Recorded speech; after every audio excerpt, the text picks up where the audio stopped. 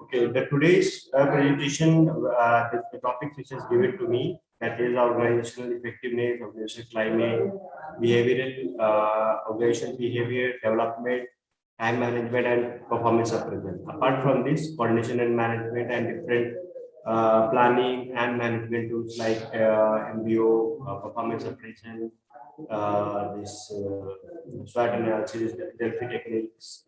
So this topic I will cover today. So firstly, we will start with what the general management says. Sir, sorry for disturbance, but there is background noise coming. Some people are talking behind you. What, sir? Hello.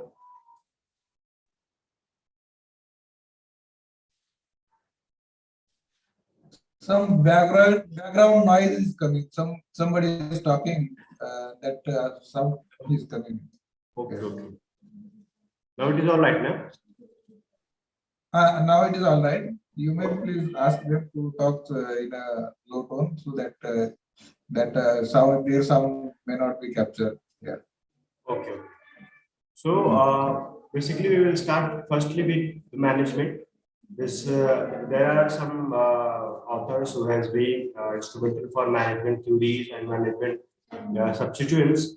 Firstly, every extension personnel who is reading the management, they knows about the Harold Kuhn's, the famous book written by him also. That he defines management as the art of getting things done through others and with formal organization, organized group. That is the foremost definition that generally people ask in examination also. And whenever you are going for objective question also, they are always asking that the art of getting things done is the definition of what. So there are some terminologies are there, and there you have to identify this.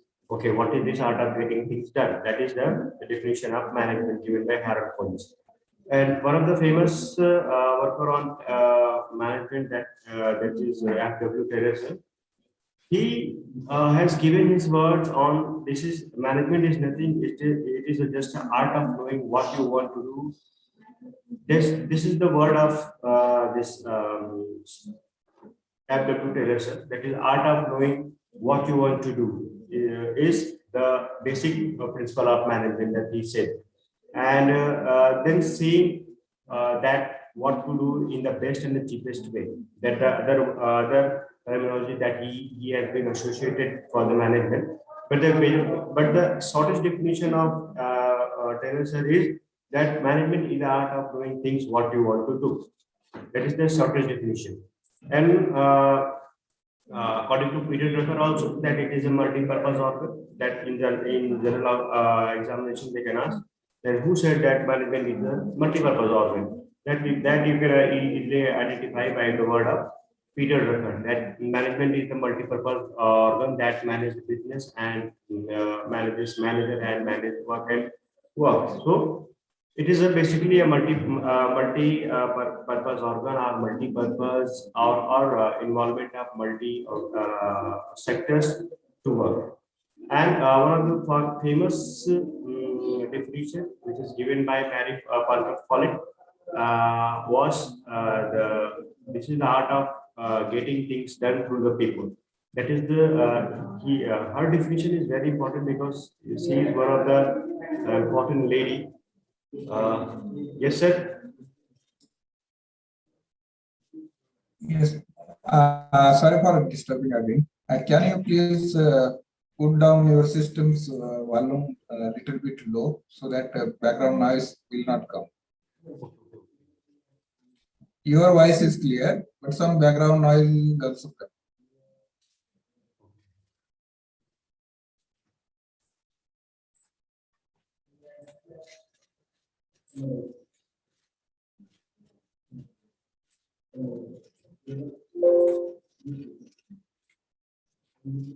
Now I think it will be okay. Yes, yes. Okay, okay, okay. This is one of the lady who has been instrumental in developing management theories.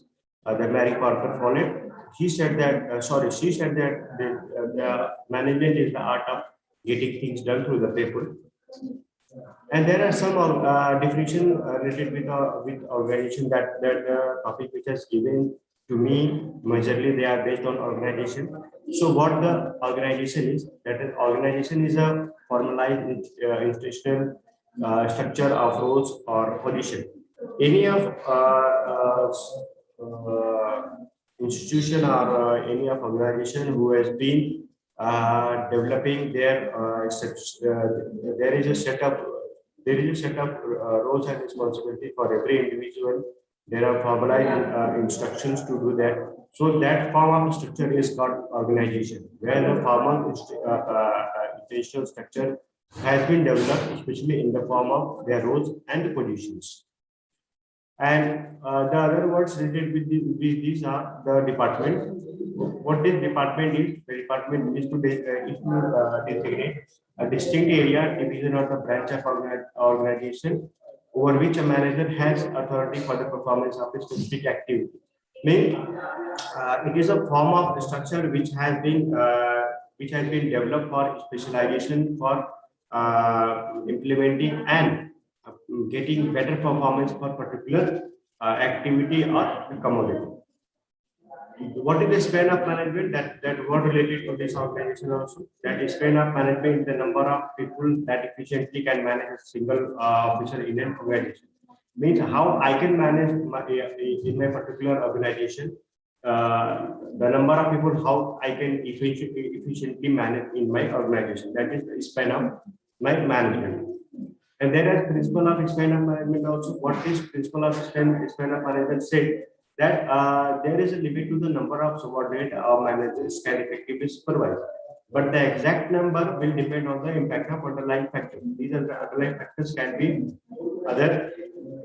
So this span of management is here that how a particular manager can efficiently manage the people in their span or in their subordinates. So there are two types of structures are there for organization. One is formal, another is informal. The formal structure generally that generally goes with the set of institutional structures, may be defined on the role and the responsibilities and the type of position that particular person has in organization. There are set of authorities that there are some set of hierarchies also. Here in formal organization, the individuals are valuable because of their status and prestige. That's why we say that we don't see in the offices itself. And there are written rules, regulation, and laws, contract. There are more of relatively, they are more of permanent nature.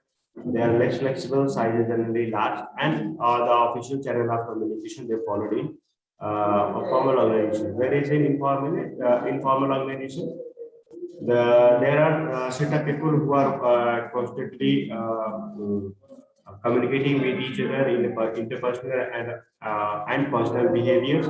They may be related to the developing of leadership. They may be they are more flexible based on their requirements, based on their managing capacity. So this is the major distinction between the formal and informal organization. Then the words come, that is the organization effectiveness, how an organization can be effective. So there are generally people, there are some terms that generally people get confused, that what is this effectiveness, what is this efficiency. Efficiency we can define as it is the ability to accomplish something or any of your activity with the least amount of resources. That is the efficiency. With least amount of resources, how much you can accomplish or achieve, that is your efficiency. But the effectiveness is the degree to which something or some activity you are producing in a desirable result or in a desirable way. That is the effectiveness.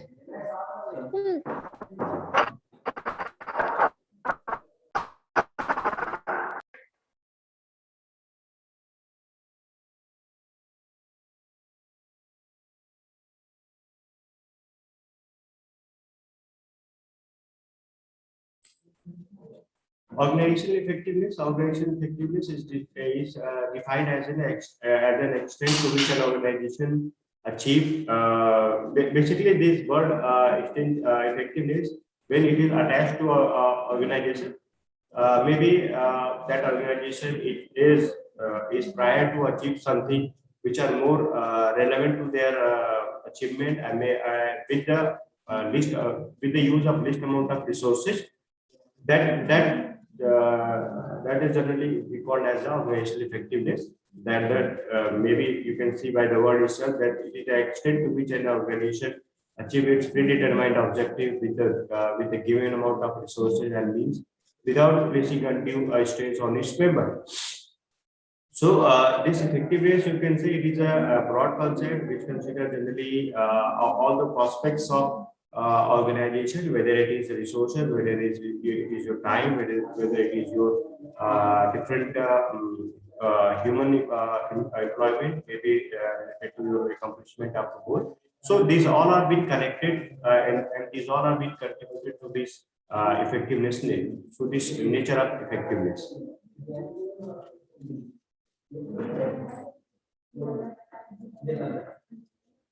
Oh, so there are some factors which can affect the organization effectiveness. Maybe there are production concern also. Maybe this organization who are working especially on production itself, maybe they are working on the accomplishment of their particular goal.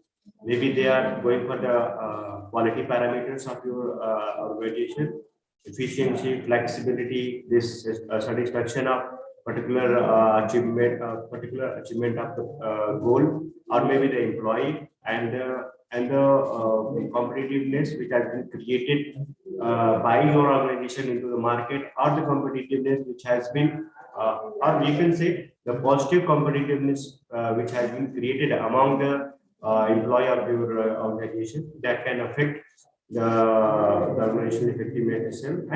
And similarly, there are various development in your organization which are mainly affecting your organization, their survivals. And survival means basically whenever your company or whenever your organization is there, there are least amount of resources are there, and you have to utilize those resources in a better effective way, so that the minimal work should also be contributed, not just to achieve something that you are escaping some your basic parameter, your basic achievement.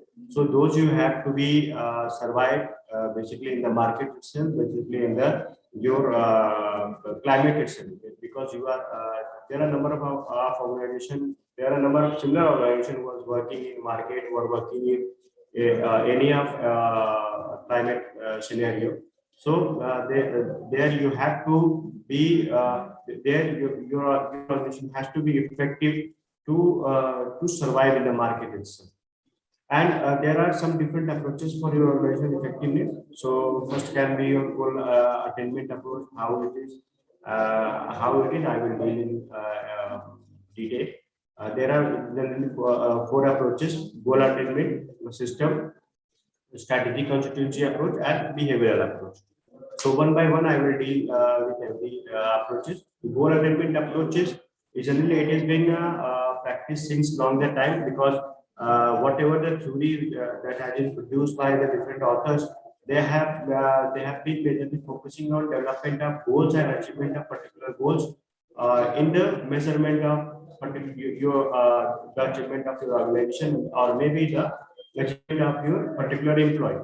This approach is majorly is for existence to accomplish the your goal. Are you set up standard? Are you set up goals against like what type of goals you have achieved against what type of a standard has been set? They are majorly measuring on your attainment of your particular goal.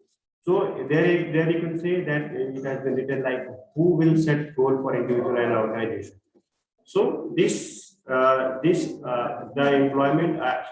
effectiveness of particular organization and the employee has been evaluated in the terms of accomplishment of that particular goal. So this approach state that this organization effectiveness must be appraised in the terms of accomplishment of in. In means what you have been achieved rather than means what you have been used, the type of resources that you have been used to accomplish that particular goal. So the effectiveness of organizational can be measured in the terms of degree to which they go these goals have been achieved. Why they are using it in the terms of degree? Because they are not considering resources as the major things. Here they have been focusing majorly on the accomplishment of their aims, means accomplishment of their goals. That's why they are sometimes they are leaving this concept of means the resources that they are using. So the limited, so basically based on these approaches also there are some limitation to this goal theory.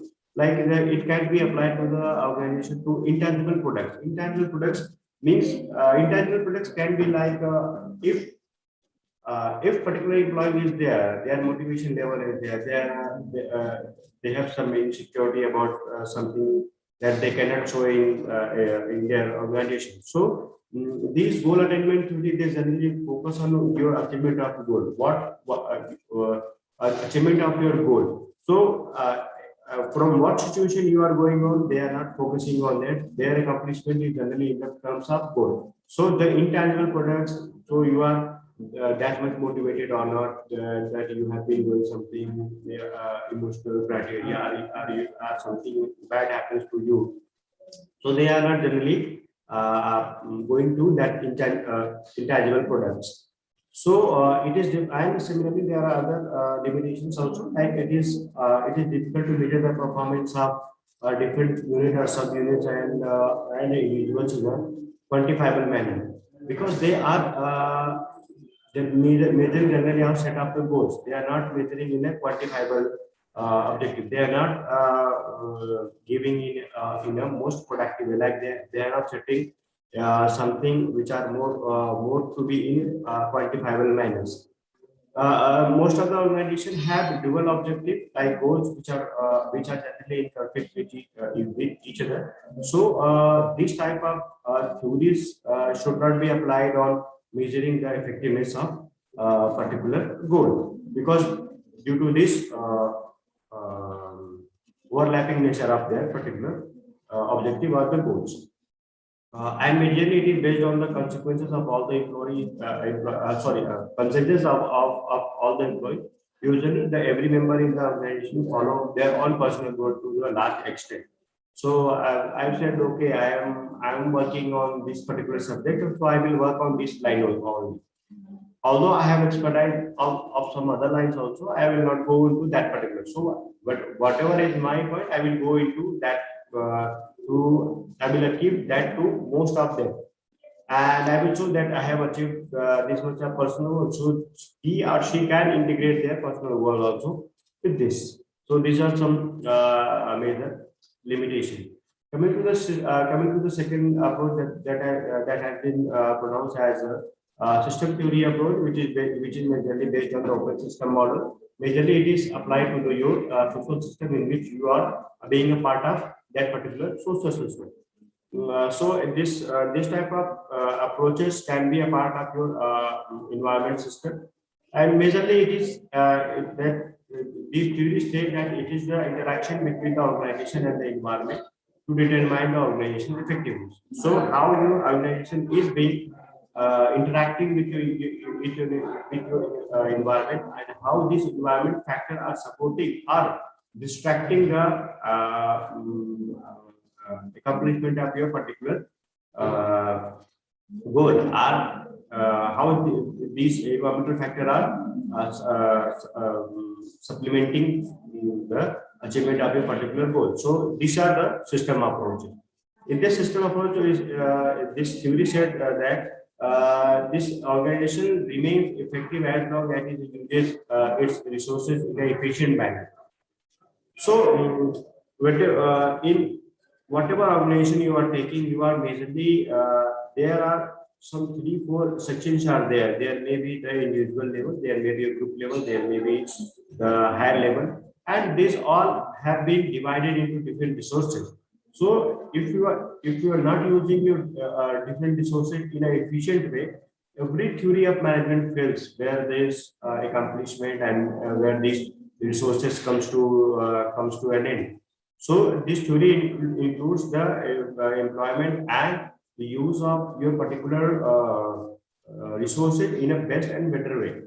So there are some limitations to this theory also. There are the difference. There may be the differences between the organization goal and the operational goals.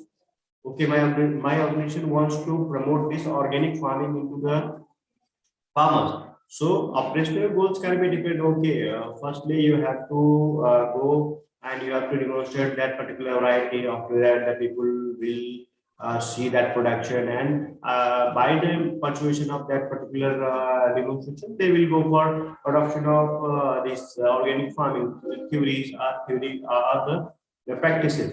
So whenever you are going to particular demonstration of your particular variety or something, any of your practices that may be different, because these there may be differences among your organization goal and operational goals. And similarly, these majorly depend on the skills of your manager, maybe how he is analyzing this system, how he is integrating, and how the interaction factor of environment comes to an end when it is being operationalized at lower level. And similarly, there should be the creation of organizational system majorly to approach in the environment with what type of readiness are the managers is being prepared for, what type of resources are there, and majorly whenever you are a part of a system, there are generally some other factors like conflicts is also there, objectives are there. So there should be a balance between all these things in a system. Third approach is strategic constituency approach. This theory has been derived majorly on resources. There are majorly two types of differences are there. So this theory consider only the relevant environment of their organization, may be taken into the references, may be taken into what type of impact these relevant environment or the approaches which has been implemented at the ground has considered the impact on impact of particular operations at your organization. So there can be some relevant environmental factors which can affect your operationalization when you are going to conduct any of your activity. And this theory does not consider the input from the environment, which we generally called as maybe the outsider information or something which are coming from the market, but exporting its output to the environment. They are generally being considering for the output. They are not considering the input from the environment. And this organizational effectiveness generally they depend on the degree to which the organization is able to satisfy their constituencies. Maybe the constituency depend on the different subset of your particular organization or your system. That they call the constituencies. In order to apply this theory, there are some things are there. Like firstly, you have to identify the relevant strategic constituents and their impact on the organization. Suppose I have said I am working in a university education system, and my system has to be divided on these constituents. Maybe there are some. Sorry, there are not some. There are many different departments of education, there are departments for extension. Extension is there, economy is there, and some other subjects are there. So when you are devising the different types of program, you have to be consider these strategic. You have to develop the specific and specific strategy for different constituency, and you have to see their impacts on your organization. Maybe firstly, then you have to identify the expectation of each constituency and the way for meeting these expectation can be done. So these are the major strategic constituency approach. Majorly, you are focusing on most of the departmental approaches, which are generally concentrated in particular section. So these sections can be identified, and these expectation can be met. This strategic approach integrates both the goal and system approaches, majorly to effectiveness by viewing these approaches. Special cases of multi-constituency effectiveness can be developed. Last approaches which have been discussed for organizational effectiveness, that according to this theory, the extent to which individual and organization goals are integrated affects the degree of organization effectiveness. Means the how a particular individual and organization they are interacting in particular system, that affects your organizational effectiveness. The famous book has been written by Agri Douglas in the book Leadership and Motivation. He said these behavioral approaches are very important for organizational effectiveness, and they are more being concerned for any type of organization in any set of area or any set of country. So there are some approaches, there are some steps for organization effectiveness. How this organization effectiveness can be increased. So first and foremost important thing is the type of leadership quality or the type of leadership management has been done by the project leader, or maybe the leader of your organization, how they are putting their efforts to convert those resources into more effective way. And the type of communication skill that the leader and your subordinates are having, and what type of communication has been developed according to your hierarchy and according to your subdivision. So that affects your communication, also your organizational effectiveness also. And the accountability is very much important, because there are different types of manager or projects are there, which can be majorly evaluated based on their task and the responsibility. So these managers has to be accountable for their works. Okay, this work has been assigned to you, and you have to run these things more effectively, more smoothly, so that it can achieve whatever it has been intended. So their accountability towards their work, towards the organization, should be increased. So that can ultimately lead to the effectiveness of a particular organization. And the fourth thing that comes into the mind when you are dealing with organization effectiveness, so that is the delivery. Your products and services are only successful when you are able to deliver your products to the nearest market, poor and most important. And this delivery should not be more complex. They should be followed on this simpler way, and their in product should also be reached to your particular client and other people at regular time. This and the measuring of particular performance can be done with the different type of performance appraisal techniques also, and different setup criteria is also there. Maybe in the place of marketing itself, maybe in the place of planning, maybe in the place of problem solving your techniques. So these measurement and performance, they go together. So you have to identify the performance gap also, so that you can identify your training needs also. You can identify the particular work efficiency, how that particular organization, how that particular employee is performing in that particular task or particular activity. So these type of steps can be taken for organizational effectiveness. The other topic which has been assigned to me was the organizational climate. These organizational climate word that they generally ask some 4 5 questions. They generally ask that who is given this term, what is this term, and what type of factors that can affect the climate. So this organizational climate is was coined in 1939 by Kurt Lewin, one of the famous motivational theorists, and developed his own theories of climate. That this organizational climate is a multidimensional concept. He was very much keen to develop these theories based on interaction of particular person in different behavioral and cognitive terms. So the various dimension of the organizational climates, he defines that there are number of climates, there are number of organizational dimensions out there that may include the individual, their autonomy, the type of structures, the authority, the leadership style, the pattern of communication, the degree of conflicts, and the cooperation.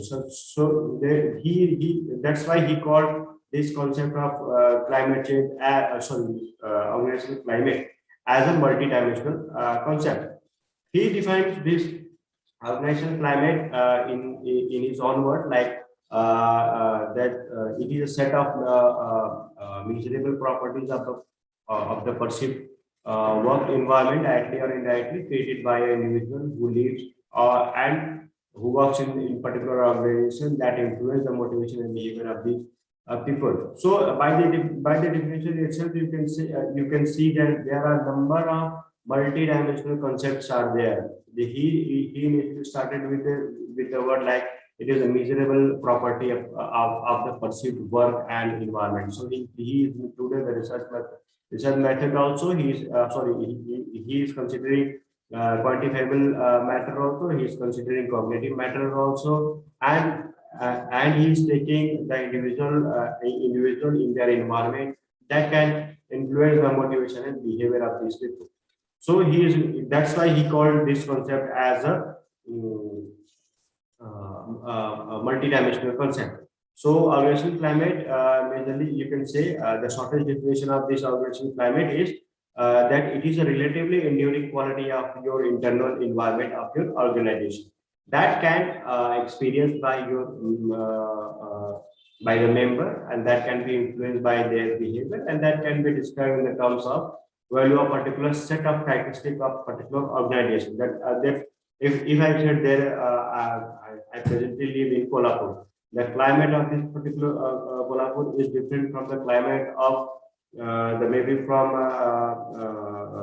eastern part of your country, and this particular maybe the southern part of your country. So this climate, the word of climate itself, that included many of your factors, that what type of winds is there, that general climate word, that what type of wind is there, what type of humidity is there, what type of your precipitation is there. So this include all the things. That is why, and we said that there are two terms in agronomy itself we study. Like there is a weather and there is a climate. So what type of changes are there? What type of things are there? So in this condition also we said that climate is a short differences. Whether the weather are going with these things. This climate is a long term, and this weather is they are relatively enduring and they are changing. So there are some elements for climate also. These elements can be the quality of leadership that particular manager had produced, and the amount of trust that he is having, or the amount of trust that your employee is having on your particular managers, and what type of communication is still upward and downwards are there, and what type of feelings of useful works are there. There are some other factors like there can be the responsibility, fair rewards for their work, the reasonable job pressures are there, opportunities are there after performing your best of work.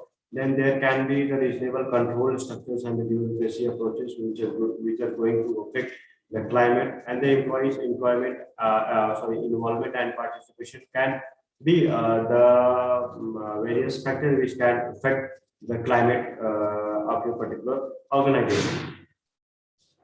So majorly this climate has been influenced on three terms. That is, first, what type of motivation that particular organization of that particular employee is having, what is their performance, and how this how your subsystem is having subsystem is satisfied with your work. So this climate influences. So this climate organization climate can be influenced by three factors: motivation, performance, and satisfaction.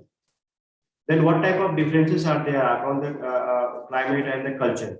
So we can say by the means of these differences, like this climate is it is an attitude, it is in a group attitude, and whereas the culture is the group personality. There are two things on this group attitude and personality. That attitude is how a particular I am responding to that particular stimuli, whereas this personality terms include the sum of your different psychological and various factors which are building the person as a whole. That they call as the personality traits. So this climate is basically a group trait, and whereas this culture is a group personality that this show. And majorly they are when I'm going to deal with this climate itself, that it creates a state of mind. It is easy to change. It is based on your perception, and it is how we are behaving in the particular organization who are surrounding us, and how these are changing in a particular organization surrounding us. How we are behaving to particular person is the climate, the organizational climate. Whereas the culture it is majorly a personality changes. It may take years to evolve. It provides a limited way of your thinking. It can be based on your value and belief. However, if I'm believing something positive, my personality would reflect as a positive person.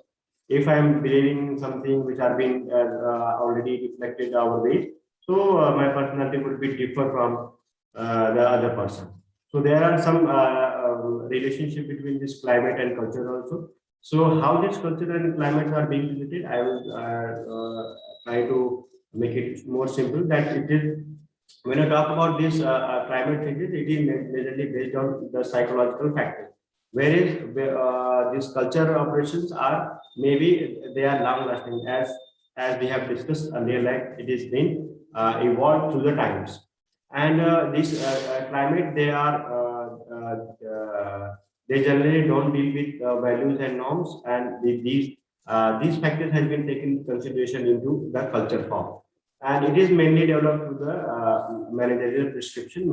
This climatic changes, and these cultural changes may be the anthropological or maybe the sociological changes that has been implemented in a particular organization, or how a particular employee is responding to that particular stimuli, that can define your organization climate and the culture also. Every individual has their own ways to deal with particular things. So if I'm how I'm responding to that particular stimuli is my attitude, and how I am particularly dealing to solve that particular stimuli is my personality. That okay, in any organization, that particular generally the people says okay, this type of problem is there, so that person will be able to handle it more efficiently. Automatically we say, if you are looking to some other person, they say okay, no, that person will not be able to handle this, so you transfer these to this man, so he would be able to,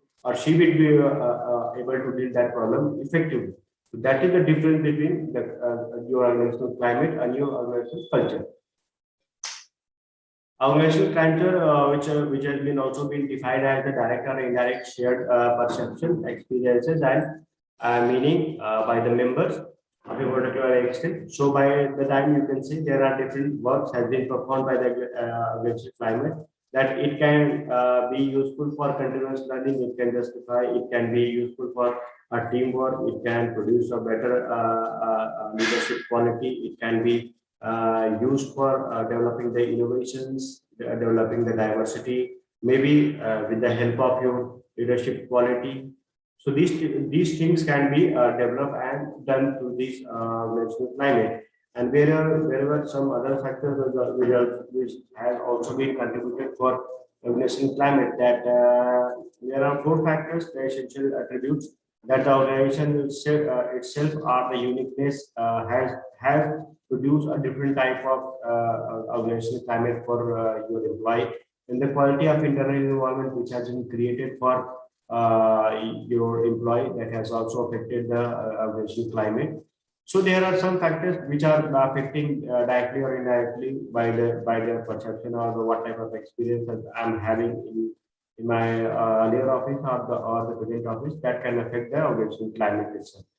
So these things are there, and there are various levels. Maybe the individual, maybe the group or a unit level, how they have been contributed, and what type of communication skills has been developed, what type of upward and downward communication has been developed among these levels. So that can affect your organizational climate itself. So the next topic was the organizational behavior. Organizational behavior that we have discussed some 2 to 3 days ago also.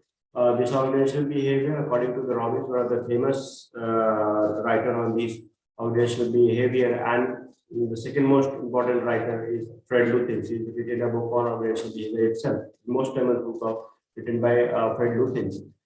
This theory itself includes that it is the field of investigation. It is the field of study that investigate the impact of the different individual, group, or the structure who are majorly communicating and affecting by their environment, and how they are effectively applying those knowledge or the applicability area to improving the organizational effectiveness is called organizational behavior. Means at different level of organization, how a particular individual or a group or the units are behaving to their organization, to their employee, is called the organization behavior, majorly to achieve the organization effectively. According to the Fred Lutyens, that organizational behavior is directly concerned with understanding, prediction, and control of human behavior in an organization. So the shortest definition you can learn, that it is majorly the understanding, prediction, and control of human behavior in an organization. It may be the psychological learning, it may be the physical learning, it may be the some other predictions about your organization, that what type of threats are there, what type of things can be done, what type of market conditions are there, what type of things that can affect the particular set of individual in a particular level, maybe individual, maybe group, or maybe unit level. So this is the theory. So this is the study of human behavior in an organizational setting, that that it creates the interface between human behavior and an organization, and sometimes in the organization itself. So there are three determinants, maybe the individual, group, and structure. So the nature of this OB theory is that it is a separate field of study. It is not interdisciplinary. It is an interdisciplinary approaches. It is an applied sciences. And it is a normative science. Normative science, that what it can and what it should be, and it is a humanistic and optimistic approaches, and it includes organization as a system. So it can be called as a total system approaches. Scope, there are a number of scopes for different individuals, that for people it can be used for individual and group, how particular individual and group are behaving, and how they are interacting with their organization, how they are develop their expertise. So this can be a scope area for this organizational behavior. That when you talk about the structures, Actually, there are three level: individual, groups, and the structures. So the structures can be your roles and the relationship with your particular organization or your particular level. So there are different technological interventions are there, so that can be used for building and strengthening your organization, and that can involve the social system, maybe the environment in which you are interacting with your superiors or maybe at your same level. So there are some challenges also with this organizational behavior. Maybe you have to be work on improving people's skill. Majorly you have to focus on quality and total productivity management. And you can go for diversified, means you have to maintain and manage your workforce diversity, so you can respond to every type of situation. And you have to empower your people with different types of skill, so that it can respond to the changing scenarios. Uh, and that can stimulate your employee to develop their innovation and the type of changes which can be useful, and this can be great remuneration for your organization also. And these can produce an emergence of your e-organization or e-commerce sectors. Maybe right now, if you are looking, the most of things are majorly they are going for e-commerce. There are a number of TV shows who are running on these lines to develop the startup. Maybe the Shark Tank you have been right now you can see on these Sony TV itself that they are how these e-marketing sector and the e-commerce business has been coming to the picture. These all include the behavioral changes which you have developed by seeing the different product line or which you have developed your product line with the involvement or with the interaction of your employee or maybe the environment in which you are living. So and these can ultimately can improve your ethical behavior system also. These are the some characterized picture of this OB model. This OB model I've said that it is work on individual structure and your group level. So there are some different levels are there. These can influence by your the human input. This can respond to the change, to the various changes and the stresses that are coming at different level. So there are system of hierarchy who are working, and they are ultimately going for increasing the productivity and the turnover, what type of things are there, and how they have been satisfied with a particular individual or the levels. There may be the levels of individual group or the organization. So this include this OV model, which generally focuses on how particular individual or particular entity is interacting with your environment. That interacting with your environment in the particular organization may be to achieve the organization effectiveness that this organization behavior model depicts. There are various type of approaches to this behavioral things that may they can easily take up this human resource approaches, where this human resources can be applied maybe through different approaches, like trainings are there, different workshops are there, training there are situation societies are there. So these can be used for the tools to identify the gaps and the type of changes or the type of the attitude with the personal with the person or any of the employee has developed. So that can help to develop these human resources approaches, the contingency. This doesn't happen. So what type of things can be done to replace these things? So these ultimately these your productivity should not be fall down. So these contingency approaches can be followed, and ultimately we are going for productivity approach. Maybe in the terms of your production, maybe in the terms of your employees' performance. So these productivity approaches can be followed, and it includes system as a whole. So this total system approach can be also followed as a different level, maybe at individual, group, organization, or maybe the type of environmental factors which are contributing to the changes which are generally happening in your organization. So that can be interacted with particular system. So that's why it is called as a total system approach.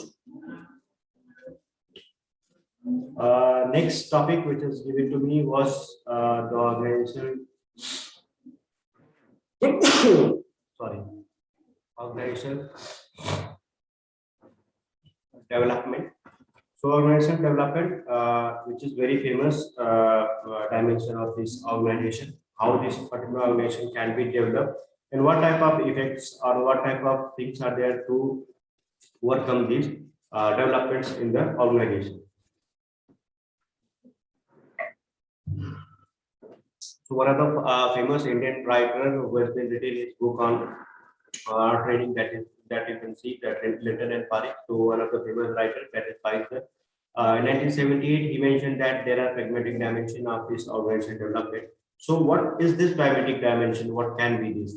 So these development processes are maybe the plant effort which has been initiated by the process specialist, or maybe the managers, to help the organization to develop the diagnostic skill, the coping capabilities, the linking strategies in the form of temporary or semi-temporary permanent system. So that can be used for the different type of culture which is being followed in the system, or maybe in the organization. So according to the French and Bill, 1995, they have been categorized for the organization development. How you can see that? So these are which we are saying that that are being categorized as an organization development.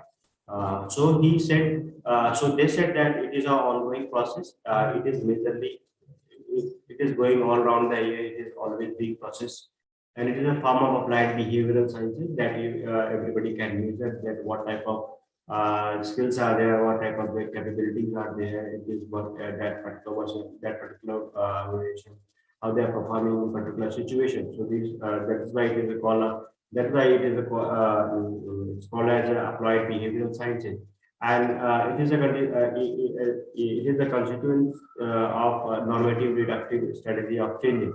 Means okay, these doesn't happen, then these can be happen. So if not this happen, this will happen, and this will lead to the success or the development of the particular issue. That is why it is called as a normative educative strategy for changing. It utilizes our system as an approach, and it is a database problem-solving model. It can be used as a data-based problem-solving model, and it can reflect an experience-based learning model also. There are some interventions to measure this organization development that, according to Prasad, 1996, it has been said that it can be an octopus. What is octopus?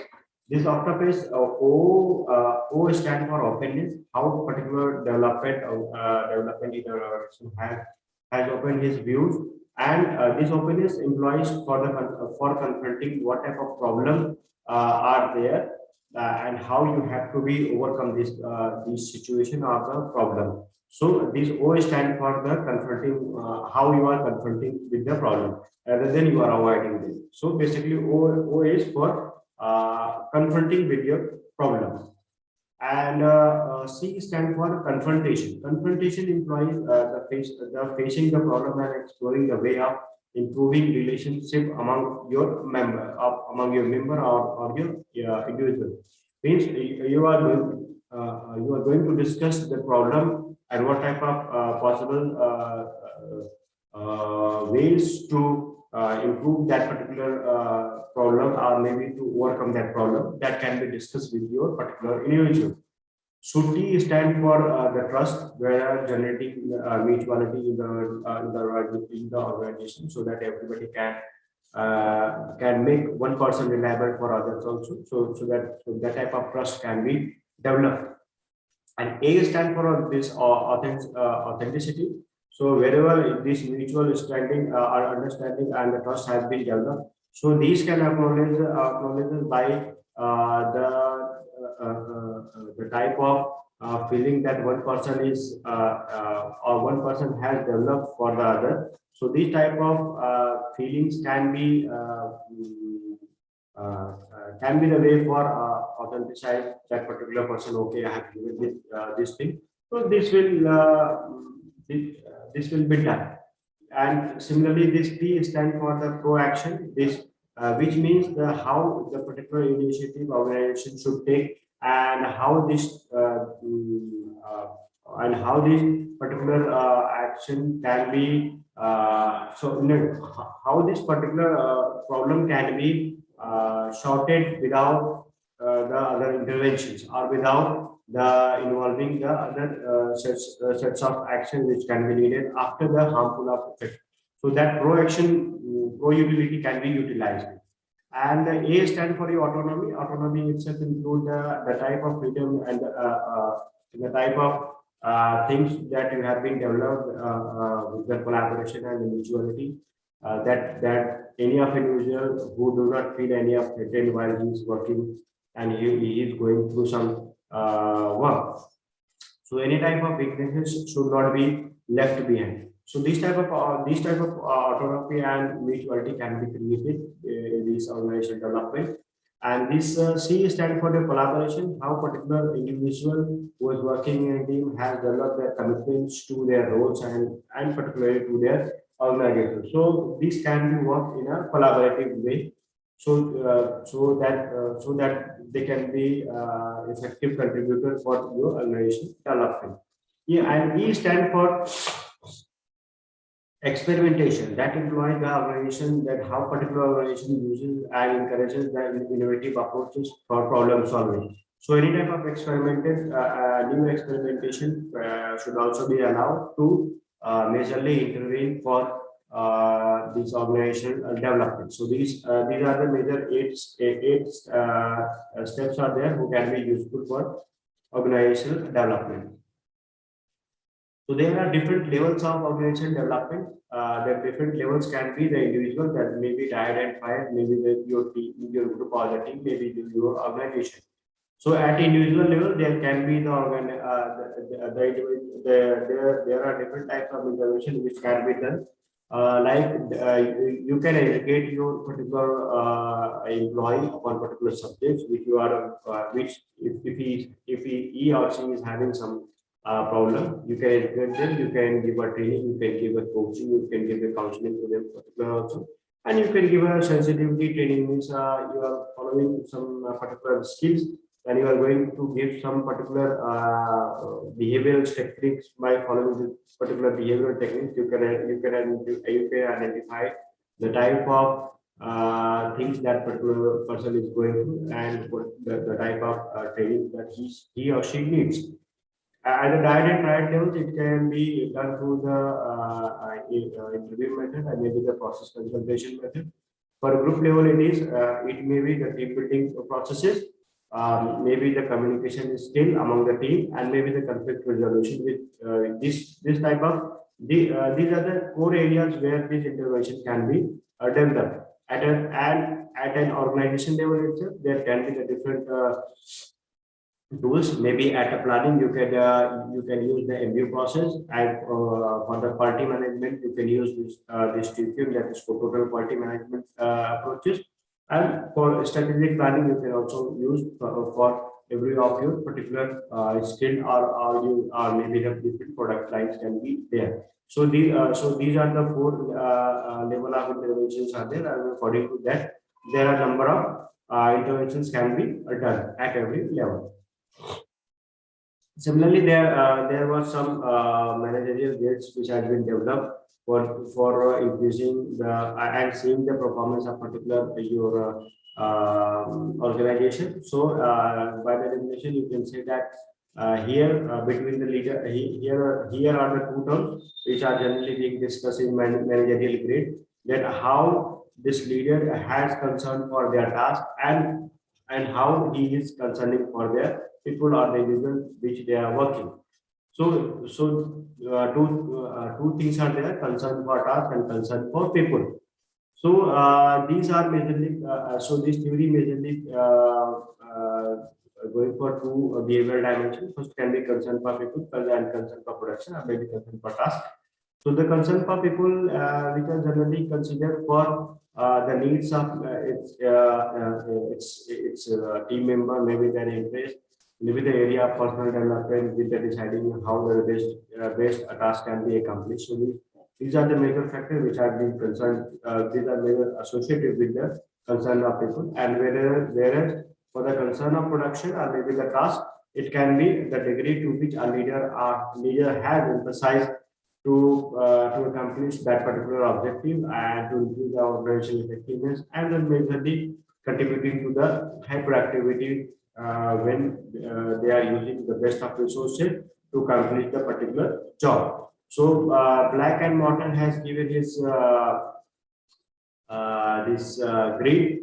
He said there are five things are there. Majorly, they have been concerned for only two things. That is concern for production, that is called as a concern for task, and concern for people. So in the examination, they asked some 6-7 questions. Maybe that who has developed this managerial grid. The managerial grid was developed by Black and Morton.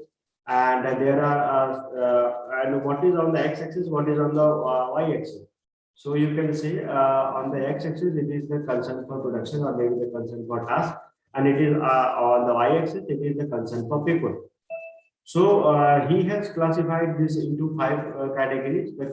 First was the country club. It is having high level of concern for the people and low level of concern for the people. So they have been concerned and they have been called as a country club.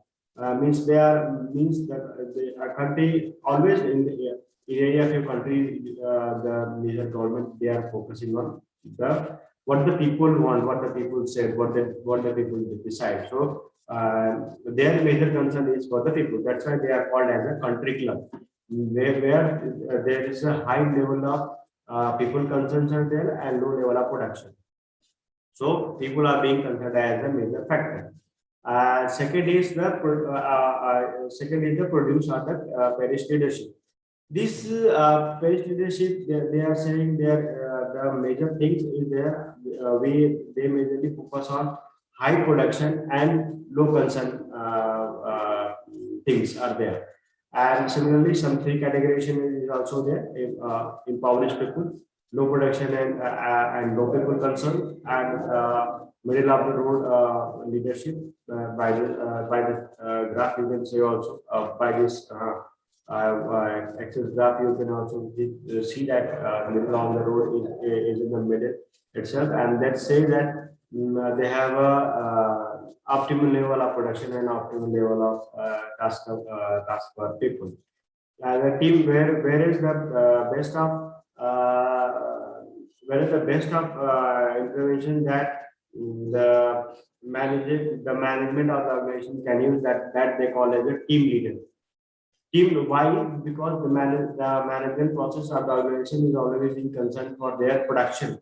So that is why here this team leadership can be the best for organization. So here why? Because they have been concerned for the high production and the high people. So the both things are there. So best type of leadership has been promoted as a team leadership qualities, and least by empowered where the low empowered and the low people concerns are there.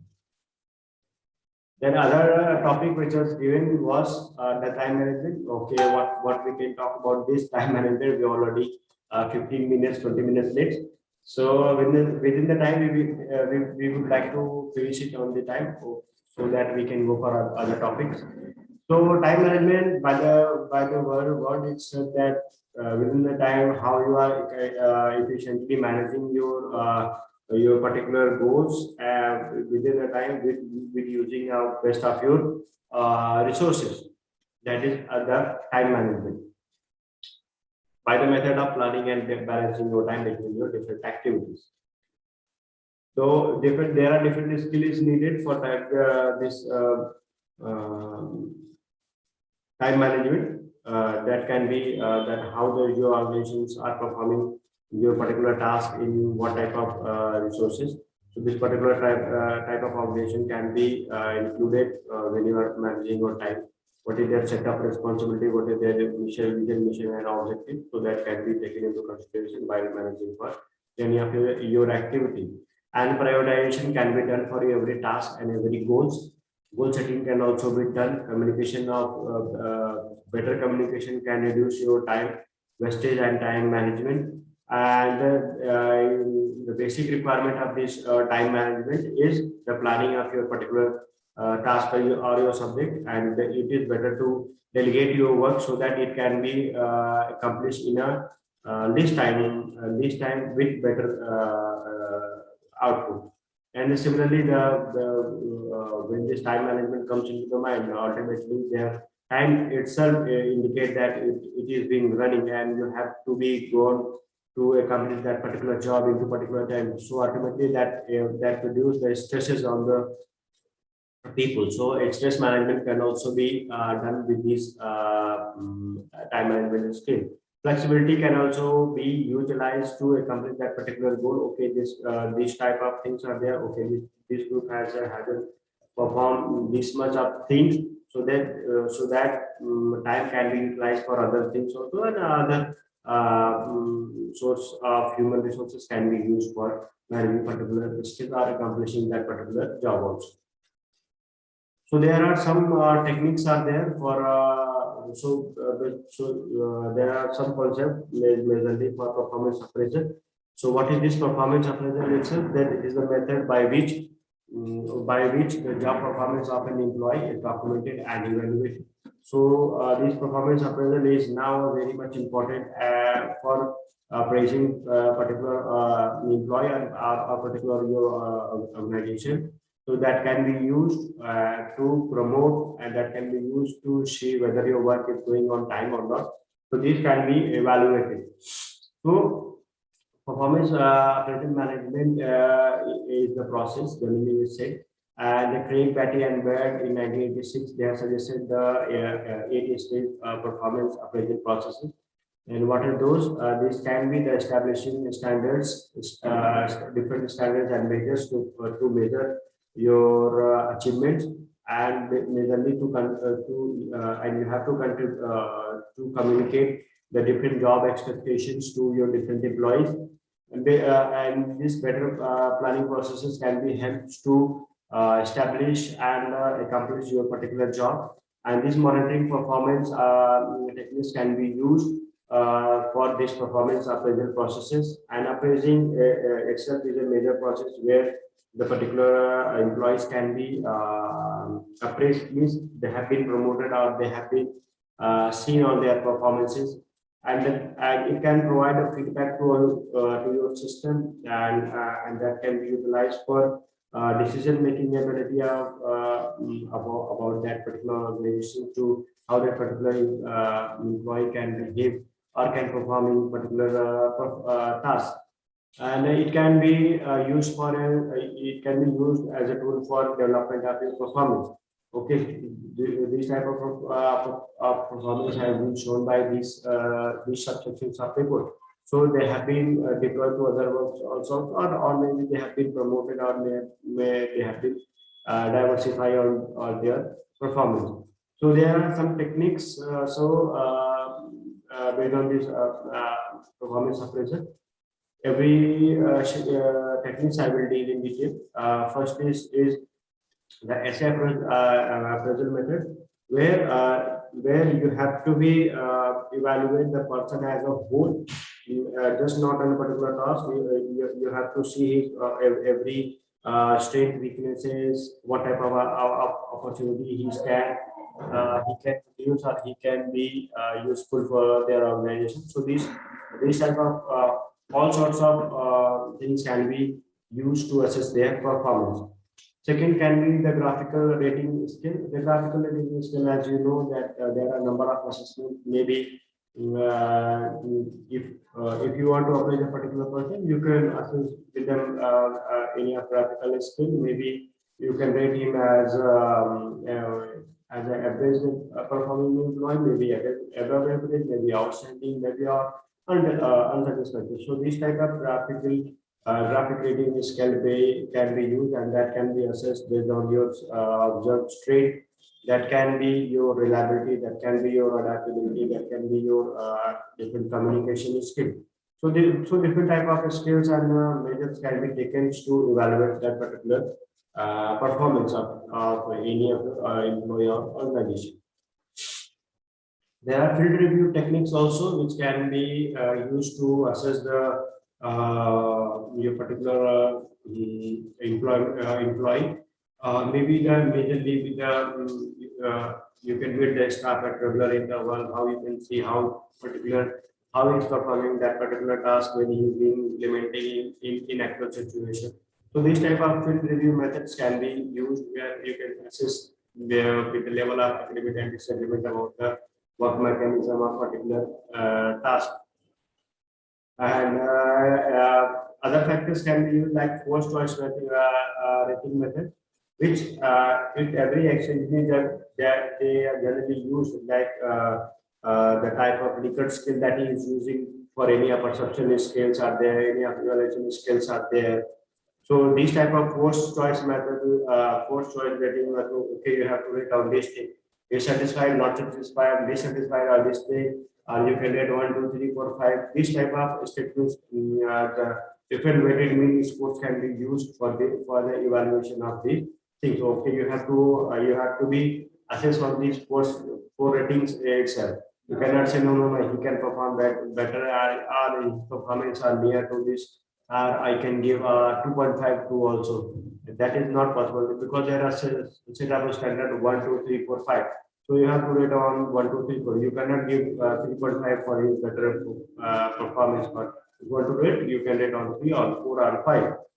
So this type of weighted mean can be used for performance appraisal for particular employee.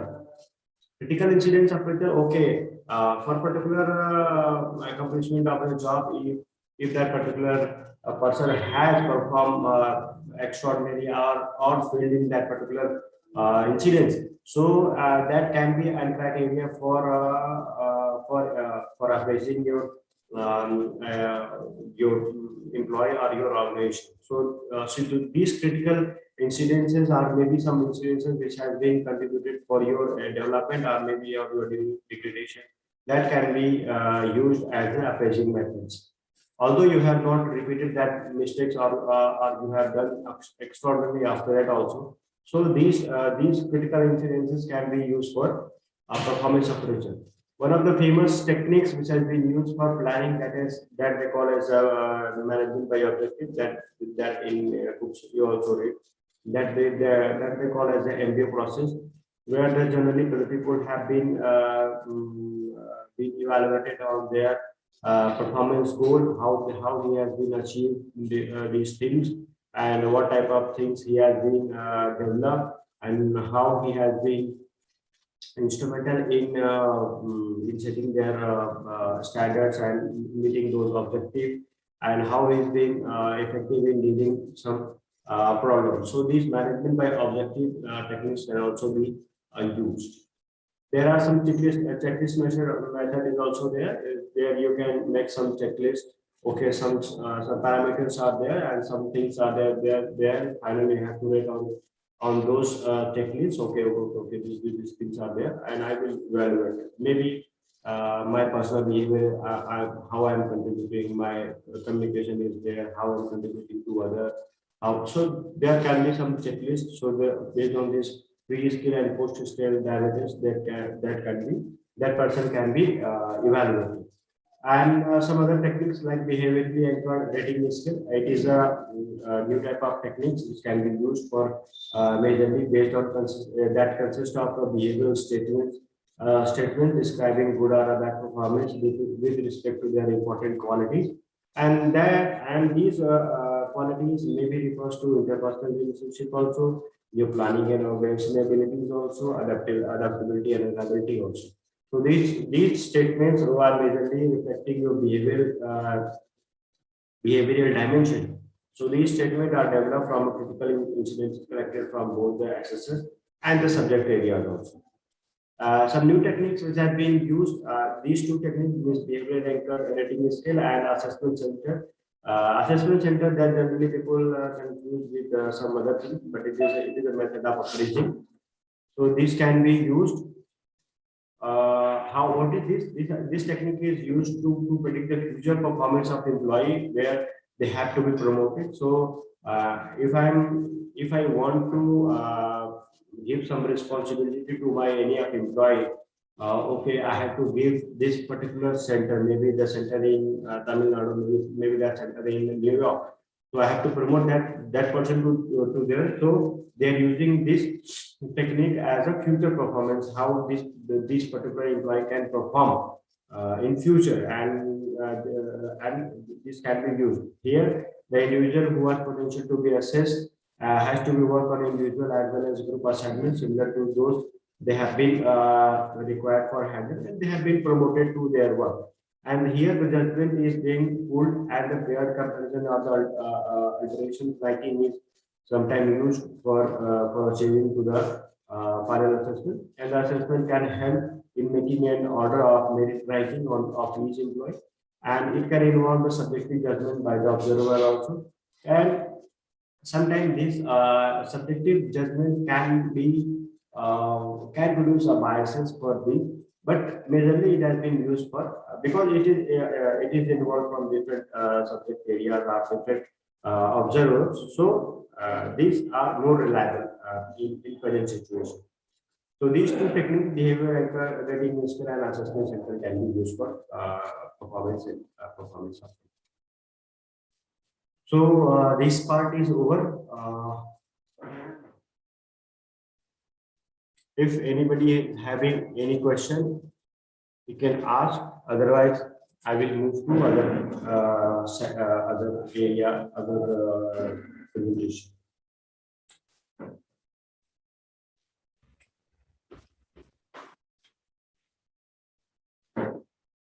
Anybody want to ask anything? Good afternoon, sir. Vishal Chaudhary, बोलिए. Sir, can you explain job satisfaction and moral, sir? That topic has been assigned to me. I have not covered that topic. Okay, sir. So, but I will say that job satisfaction is how you have been satisfied with your particular job in the accomplishment of a particular job, maybe in the terms of your particular personal achievements, or maybe in the terms of your organizational achievement. So these type of job satisfaction means satisfaction from your particular task which have been provided to you and you have been achieved within that particular criteria. So these type of it is a general term which you can understand, and moral is something like it is a more of what related to the motivation, where these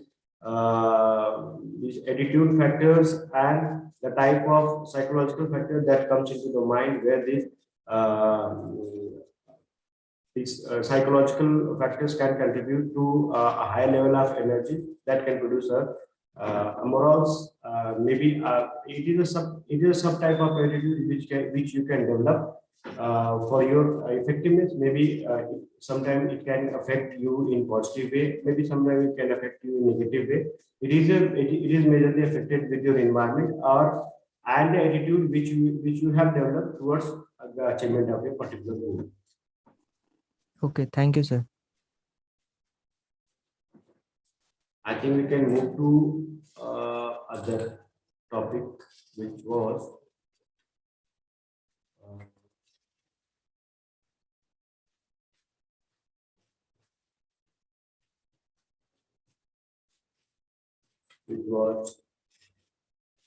coordination and project management and use of different tools.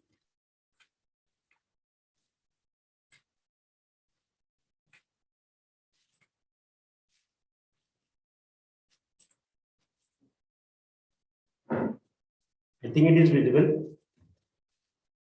Yes, sir. Okay. In this topic, we are going to discuss about the coordination and project management and some of the basic tools which can be used for better coordination and better project management techniques. So basically, we will start with the basics of this coordination. Which basically, everybody knows that coordination is basically it is a process to ensure the smooth interplay of the function of management. And in examination, they also ask about this, that what is the essence of management? Means essence is which has been majorly considered for management. That is the coordination that we call it the essence of management, because uh, it is been recorded at all level of management, and it is implicit and inherited in all the functions of management. And this coordination is generally, it is not a separate function of management. It is a function, it is a basic function of management which achieve the coordination that are leading to the achievement of particular goals, or maybe it may be the key success factor for your management. And majorly, this can be a function of management along with the planning, organizing, staffing, directing, and controlling. And these coordinations, basically, they have been called as an integral element or the key integrated of all these managerial functions. There are different type of coordination is there according to the Henry Fayol, who has been contributed in the coordination itself. He said that to coordinate is to harmonize all the activities of concern so as to facilitate its working and its success. So the one word which we generally derive for this coordination is you have to develop a harmonized relationship with all your working capability and all of your working management functions. So this you can define as at a harmonization of all your managerial functions. So Moni and Ringley, he has also defined his coordination theory. It is mainly an arrangement of a group efforts to provide unity of action in pursuit of common goals. Some other definition which has been mentioned by other scientists also. One of the Mary Parker Follett, she has been the instrumental in developing this coordination theory. He said that this coordination is a plus value of a group. If this coordination doesn't happen, your things cannot be as much as they have been intended for particular work or accomplishment of particular objective. So it is so if there is a good coordination, then the combined group achievement will be greater than the total of your individual achievement.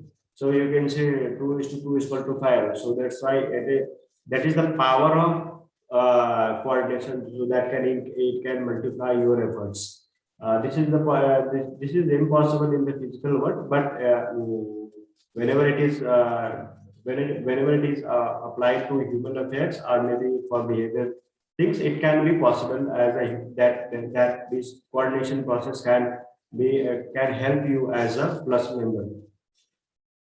So there are different elements according to the LN. There are three elements of coordination, maybe the balancing, timing, and integrating.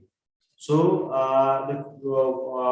what are the basic feature or the characteristic of coordination? That it is variations of a management, and it is they generally say it is not a distinct or a separate function, but it is a essence of management. Means it including means it is being applied at all levels of management, and it is the basic responsibility of management. It does not arise spontaneously or by force; it comes by the process.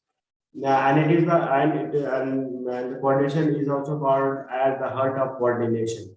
Is the unit of action or the purpose, and it is always a changing. That's why it is called as a dynamic process. It requires a group efforts that may produce a common purpose of getting organizational objective accomplishment at particular time, and it can be developed to implement at all level of organization, and it can be developed as a system concept because it integrates the many subunits as a system. So that's why it is called as a system concept. So there are types of coordination. Based on scope and coverage, there are two types of this coordination. Maybe the vertical and horizontal in the internal, and the external can also be done. Vertical means there are some upward and downward coordination that are there. Horizontal can be within the department, or sorry, within the department, maybe the horizontal, and maybe the between the organization or between the department, it can be the vertical, maybe downward and the upward. Moreover, based on the structure, it can be of three types: pulled, sequential, and reciprocal. Pulled means it can be integrated to the different organization at the same level. And sequential can be like, okay, so this type of things are there, or some different entities are there, and they are working in an isolation. Okay, some categorization had been said. Okay, firstly this, then this, and this thing. So this can be coordinated by the organization. So it may be called as a sequential, and reciprocal coordination can also be done, where the different line of communication can be followed to coordinate within the organization, or between the organizations. Internal coordination, that we say that it requires within your organization, that may require different type of thing, that may be required that may require coordination between the different functions, like planning, function, organizing, staffing, directing, and controlling. So if you want to accomplish your particular job, you have to coordinate with these set of functions of management. That can produce two type of coordination, maybe horizontal and vertical, that I have discussed. External coordination can be it can be the establishment of a relationship of manager, maybe the executive direction, and the other worker within with the general public and different organizations. So that type of external coordination can be developed, and thus it can require the type of customers that you are having, or that and the type of beneficiary you are selecting, what type of competitors are there, or who is the owner, and what are their capability, ability, what type of things are there, and external something external and the environmental factors are there for coordination. So these can be the factors that can be used for that can be used while accomplishing of any objective, while discussing with your external environment. So these are the major factors which can be used for coordination.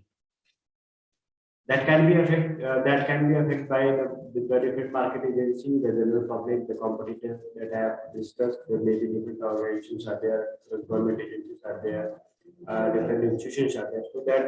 So this type of coordination can be sublime for these functions. The pooled coordination, that we say that that pooled coordination, generally it is an interdependent model, and in this type of model, each organization, department, or a business unit perform completely separate functions, while department may not be directly interact or do not directly depend on each of other in a same way, but their expertise and their communication can be pooled, so that it can contribute to the same sizes. Maybe that individual can be used for coordinating at different levels. So this model can require different standardization of your things in maybe in the form of rules and operating procedures. So these things are there, and you have to follow these procedures. And these demand this coordination can prevent the slowdown in the data in this model. Sorry, the demand of coordination is to prevent the slowdown in the this process can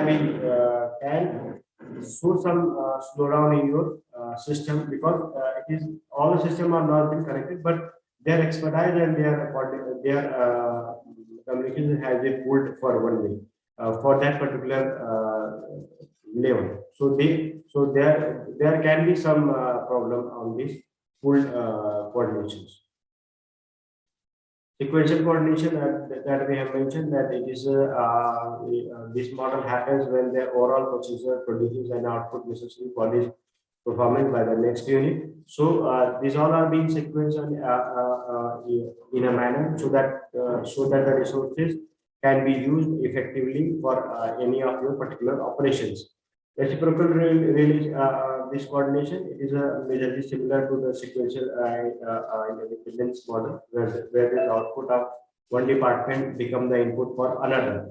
So this so if you're following that model in a separate way, that reciprocal model can also be called as a reciprocal coordination. So this model are also most complex and difficult to manage, because there are one unit that can be changed, and that can change your rules and regulation, and that can change your every input cycle and every things that are being involved in production of that particular unit.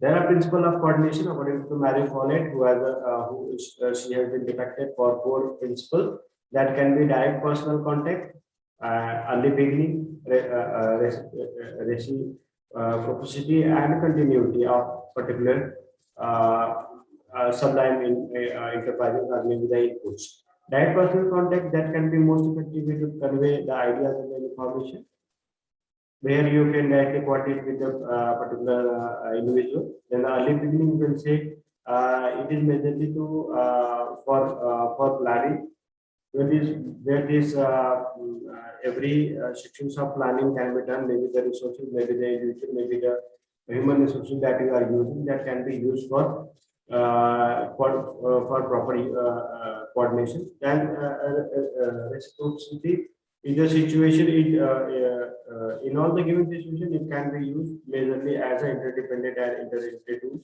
When the people when the people appreciated the reciprocity of relationship, they avoid the unilateral action, and the coordinate becomes easier. And when every units those are being mentioned in a line, if they are communicating with other, that can be there, the proper coordination can also be established. So these 4 types of function. This coordination, according to Mary Pollard, will function on these 4 lines that we have mentioned, that personal contact, continuity, self coordination, clear objective, reciprocal relationship, effective leadership, effective communication. These are some of the principles of this coordination. So there are some techniques for managing or for developing some coordination among the individual, or maybe the group, maybe the organization. So there should be so all this will start from the planning. So the sound planning is needed, and you have to simplify your organization. Your organizational structure should be established in such a way so that it can facilitate the better communication, maybe the upward and forward both. And the coordination by the different committees can also be done by making the committee. Self coordination can also be done within the individual and within the organization. Effective communication skills can also be developed with the effective leaders and their supervision power. The chain of command, okay, the chain of command can be developed. Okay, the particular manager can command these much of people at one time.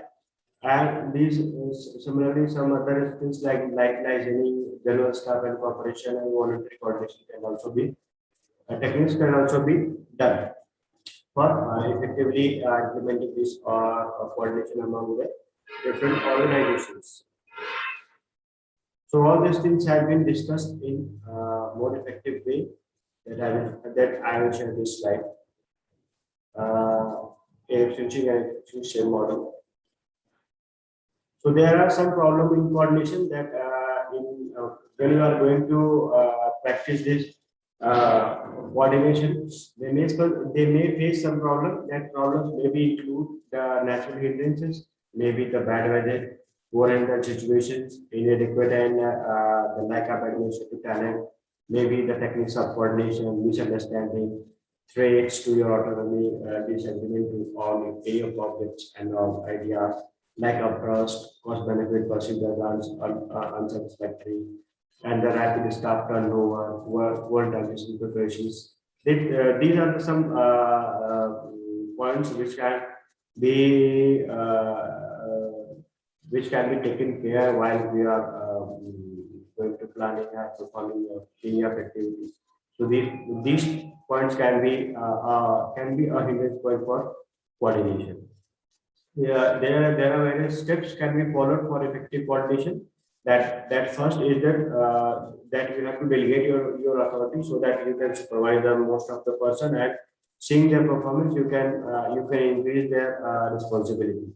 So the delegation of authority should also be done at different level, maybe individual, group, and organization level should be done.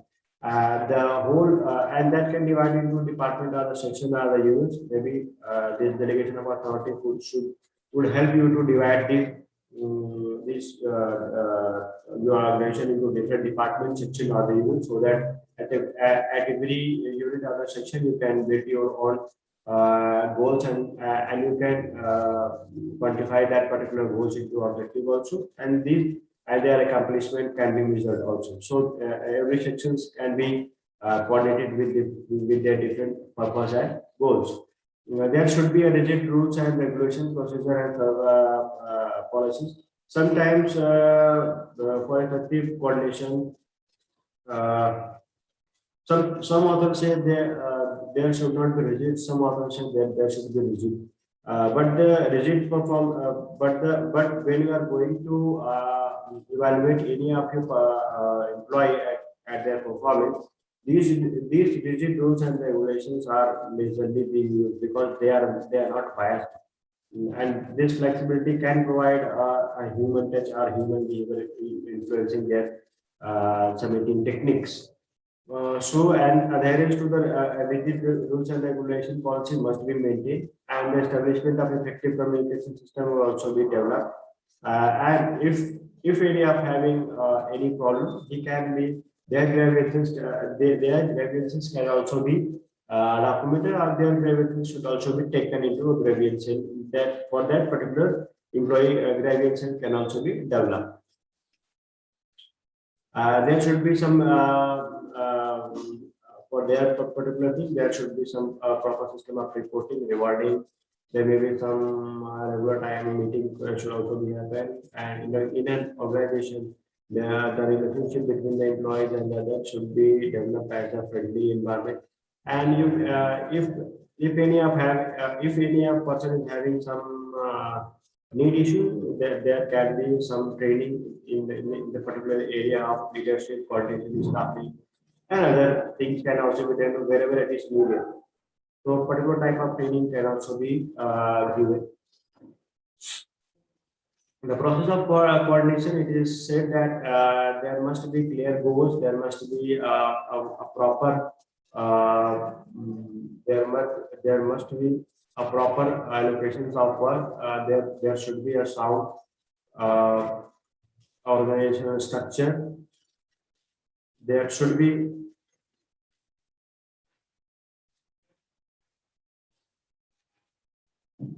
a clear responsibility or relationship should be developed, and that can be used. There, the proper communication channel should also be used, and that can be that can help every sections of your organization with the good and sound leadership qualities. There are different techniques which can be used for organizational management or maybe the coordination and planning. So MBO, which is the major technology, which is the major techniques which can be used for planning. This technique was developed by Peter Drucker in 1950s. There are some steps in this MBO process. First you have to set your objective. Then second, you have to work towards the objective to meet that particular objective. And third, you have to review your performance. So based on set of the standard what I have achieved. And there you can see the process of this, because in any of system that require the majorly the inputs may be the human capital, the human may be the capital, manager, technical and other, and the goal input can be your employee, your consumer, supplier, stockholder, government, your community, or any of your things. And that require a strategic planning based on your hierarchy of objective. Hierarchy of objective, maybe the individual level, and maybe your group level, maybe your organization level, maybe your body, maybe your organization body, maybe your decision body. So these there are some set of hierarchy of objectives. So that develop a something that there require a something strategic planning is to be developed, and this system can be subdivided into majorly to work on organization development. These organization development can be can be done with the setting a particular objective, and then you have to devise some actionable planning on that objective, and then their effective implementation should also be done. And after that, you have to measure your control and appraisal process so that it can be measure their output. Their output can be the your different products, services, profit, satisfaction of, and goal integrations can be seen. And there are some subsystems also. This subsystem involve the human resource planning, development, career planning, reward system, budgeting system, and other. And these all are being threatened by the external constraint and the external environment that in which the organization is working. And if this system if the system shows some lacuna, then you can re-analyze your system directly by the input resources to your output, so that the process of these transformation processes can also be taken into care while you are re-engineering your system. Okay, these things are there. Okay, so these are the major that we call as a management by objectives. So based on every section, they are dividing the objectives of for achievement of particular objective. So this MBO can be used as a appraisal tool for performance. It can motivate the individual, and it can be used for strategic planning. Some other techniques can be used like logical framework analysis. This was developed by USAID in 1969, and it is a majorly a tools for program designing, planning, maybe management, and maybe the evaluation. So at every point it can be used. It has been defined as it is a set of interlocking concepts which must be used together for a well-designed objectively describe and valuable project. So it is majorly a set of interlocking concept which can be designed to saying the verifiable objects and their project evaluation. So there are different steps are there. So in this year also they asked this question: what are the steps? What is this situation? Stakeholder analysis is there. How it can be done, and what are the steps are there? This year they have asked this question also. So there are some steps is there for logical framework analysis. First can be your situation analysis.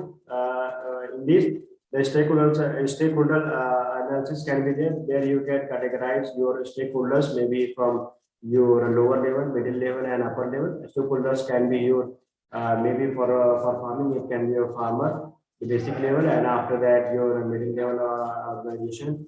Then your upper level organization is in the planning, development, and this thing. So for every task there are different stakeholders. So their stakeholders analysis should also be taken care, and these are also analysis. In this, some PR techniques like Venn diagram can also be used, where you can say the involvement of particular organization, where how much integration they are having and what is their focus in particular area. So in the stakeholder analysis, this Venn diagram can also be used to showing the type of involvement that particular organization is having, because particular organization is reflecting the different stakeholders level. And then problem analysis can also be done based on the analysis, based on the problem. You can devise your strategy And objective analysis, objective means particular how this particular objective has been devised, what are their standards, substandard, what is their level of measurement. So these objectives can be done. And second one, to develop the strategy analysis, what type of things can be developed to work on particular objective, and their deficiency measures can be taken. Then you can form project evaluation matrix that we are already showing here as a horizontal and vertical logic. And then there comes the final phase, that is implementation. So there are on your screen you can see there is one project evaluation matrix has been mentioned, and on the right you will see that they call as a vertical logic that include your project description, maybe your goal, purpose, output, and activities, and on the its x-axis they are called as a horizontal logic. There are different things have been mentioned, like your verifiable objective, source and means of verification, and the various assumptions for your accomplishment of particular objective. So these techniques have been used as a different at a different level, maybe at designing, planning, and management, or maybe at evaluating of any of your activity or any of your intervention. What analysis or town matrix, you can say town analysis majorly to use to identify the company's strength, weaknesses, and opportunity.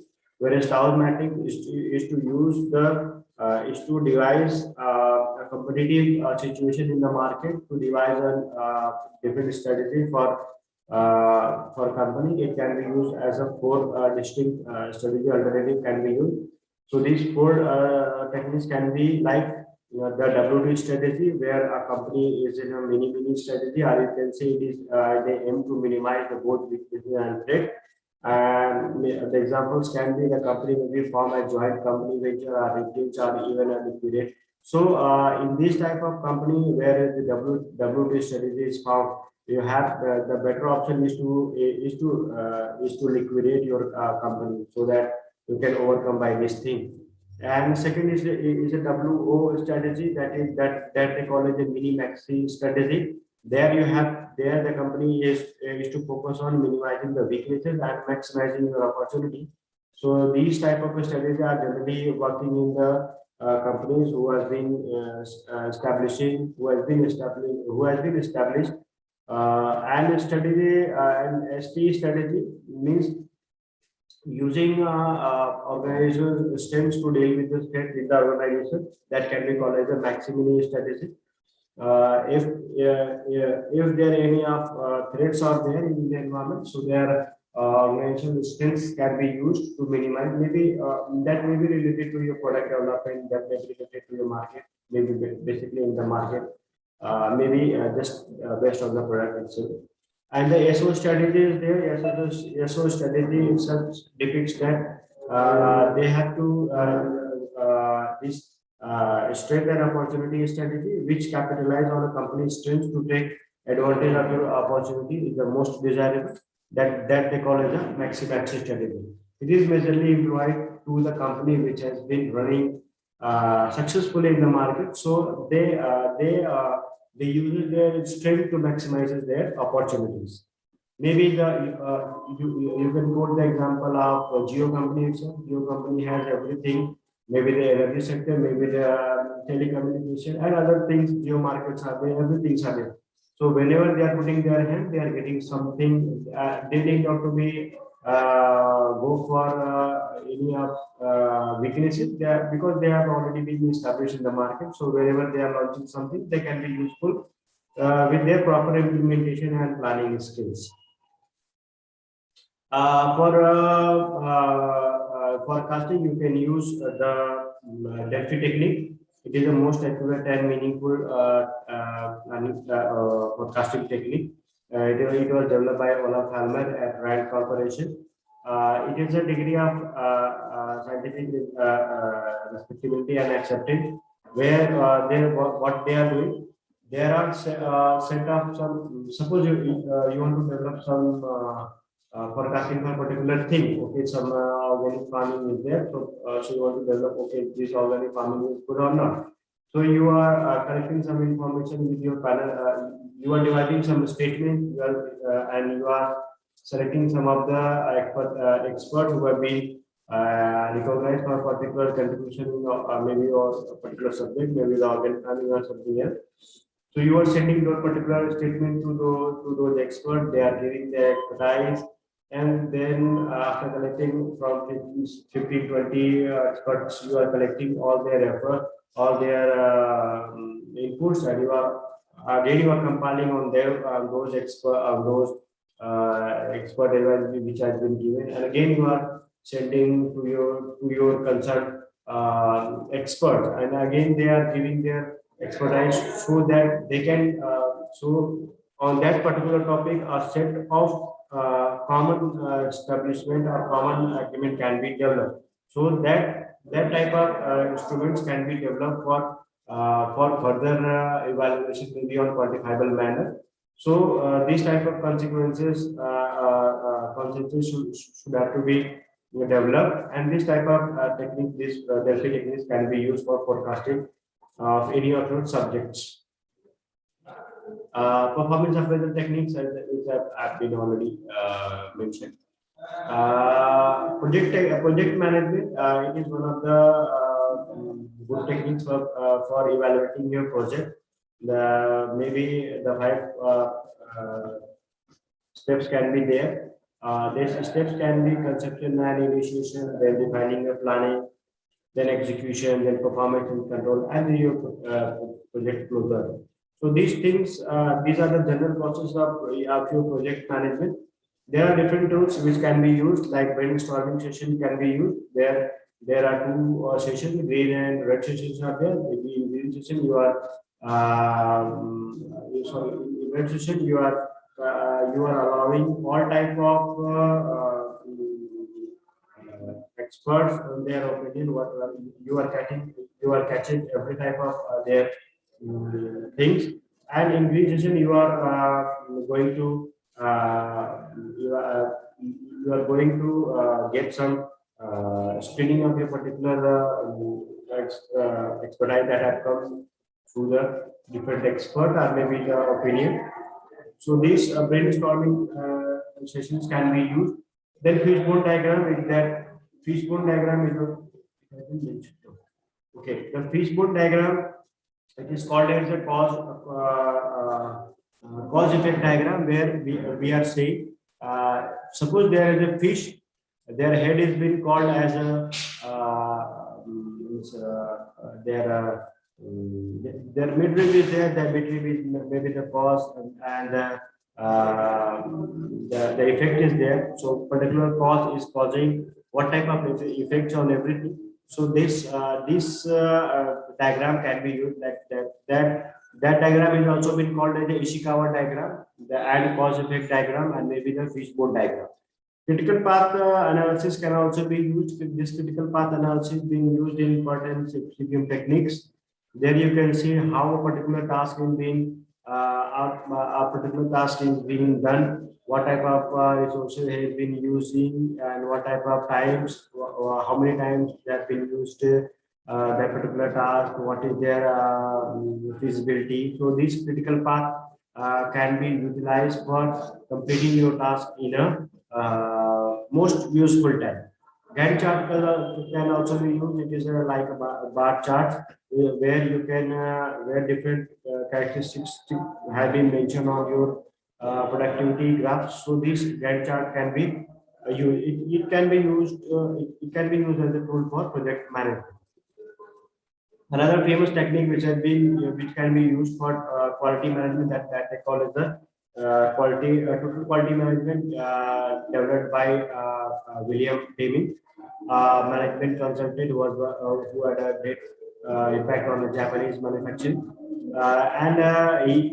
During this TPM, he shares a common Six Sigma improvement process, where this Six Sigma approach can be used for effectiveness of organization development. It can be used for employee involvement, It can be used for process-centered approaches. It can be used as a tool for integrated system for your different units. It can be used for a tool for strategic and systematic approaches. It can help you in building your decision making, and based on fact, it can be used for a proper method for communication. And the most and foremost important tools that can be this TQM has been characterized, that is, it can be used as a continuous improvement tools for your any of your work which are going in company or maybe in your organization. So the two techniques which have been majorly used for project techniques, famous techniques, that is PERT and the CPM. This PERT is that they call as project evaluation and review techniques. This PERT is majorly used for controlling for what type of controls are there and how much time they have to be devised.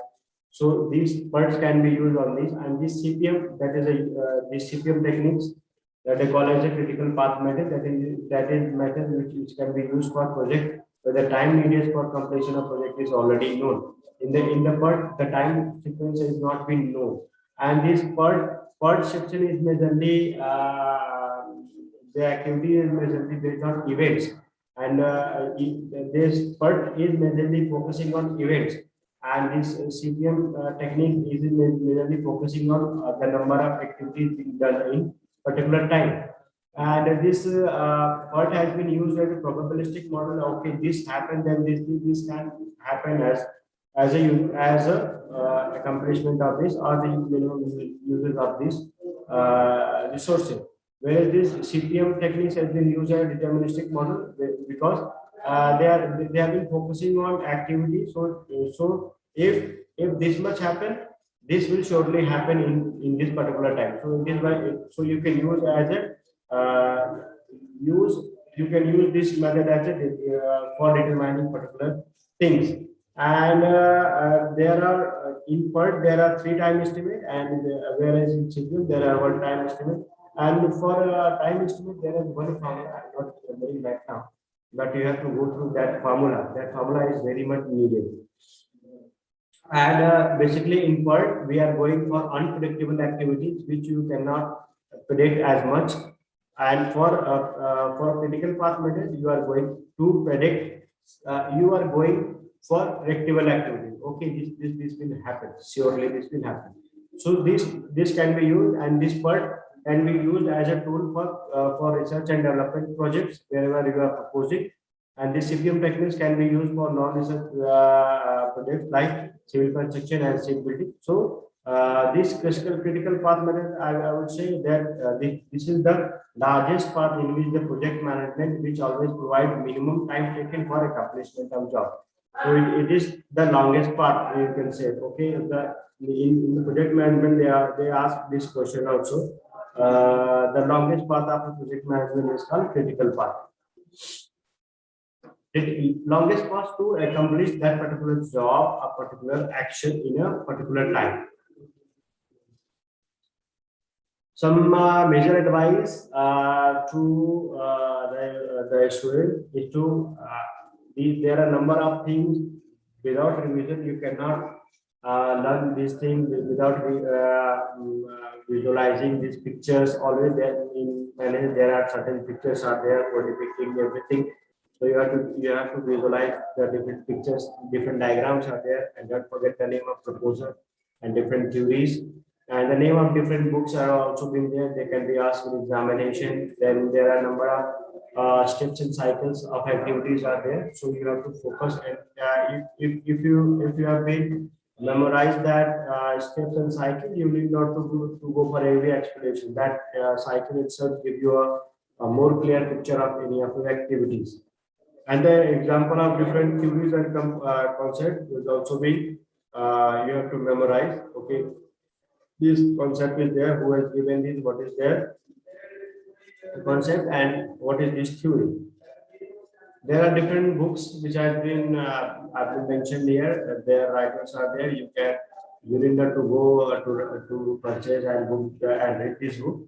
But you have to remember as a question for your objective examination that Maslow has given the book.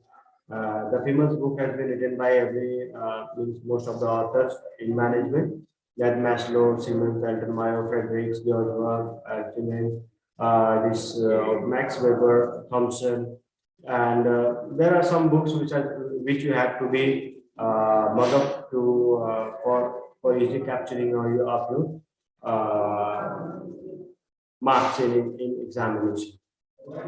So thank you. You can contact me on this phone number. If you want to send any mail, you can mail on me this Gmail, shilkumar0514@gmail.com.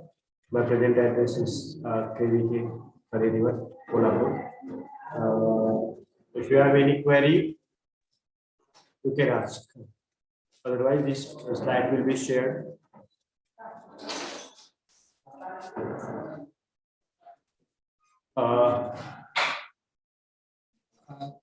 Thank you, sir.